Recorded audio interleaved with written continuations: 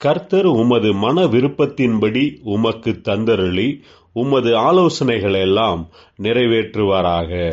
கர்த்தருக்குள் பிரியமானவர்களே, உங்கள் அனைவருக்கும் இனிய காலை வணக்கங்கள்.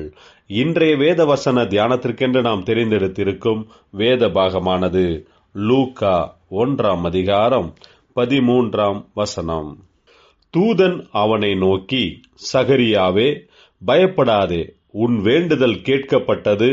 உன் மனைவியாகிய எலிசபெத்து ஒரு குமாரனை பெறுவாள். அவனுக்கு யோவான் என்று பெயரிடுவாயாக.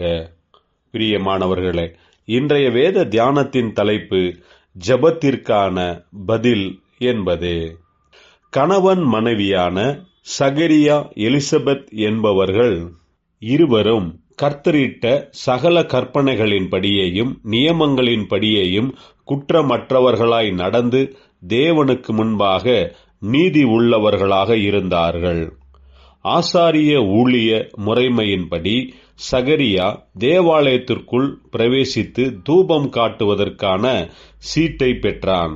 தூபம் காட்டுகிற வேளையிலே கர்த்தருடைய தூதன் ஒருவன் தூப பீடத்தின் வலது பக்கத்திலே நின்று அவனுக்கு தரிசனமானான்.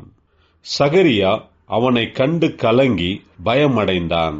தூதன் அவனை நோக்கி, சகரியாவே, பயப்படாதே, உன் வேண்டுதல்கள் கேட்கப்பட்டது.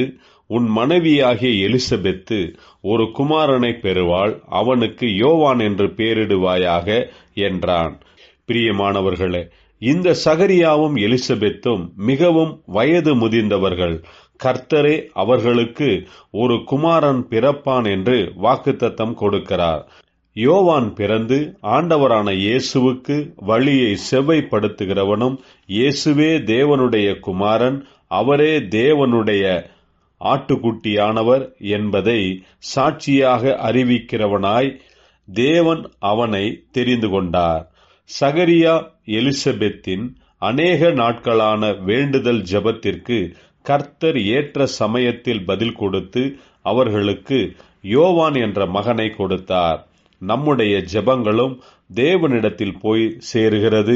தன்னுடைய சித்தத்தின்படி தக்க சமயத்தில் பதில் கொடுத்து அவருடைய காரியங்களுக்காக தேவன் நம்மை பயன்படுத்துவார். கர்த்தரையே நோக்கி பார்ப்போமாக.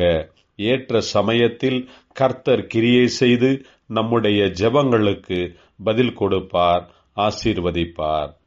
ஜெபிப்போம். கிருபையில் ஐஸ்வர்யமுள்ள தேவனே, எங்களுடைய ஜெபங்களுக்கு பதில் தாரும். உம்முடைய ஊழியங்களில் எங்களை பயன்படுத்தும், ஆசீர்வதியும். இயேசு கிறிஸ்துவின் நாமத்தில் ஜெபிக்கிறோம் நல்ல பிதாவே, ஆமேன்.